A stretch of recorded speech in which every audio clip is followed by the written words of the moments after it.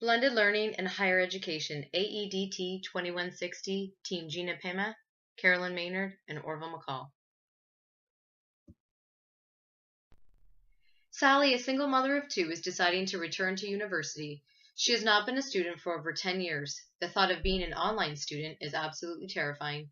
She is attempting to gain all the knowledge she can to make an informed decision as to whether she should pursue this online learning path. She is worried that if she will have enough time in her schedule to devote to her schoolwork, if there will be any technology support available, as she is not savvy in this department, nor does she know anyone who may be of assistance. Hidden costs are a concern for Sally as well, seeing as she is a single mom. Sally is feeling extremely overwhelmed. She decides to call the registrar's office to seek some assistance.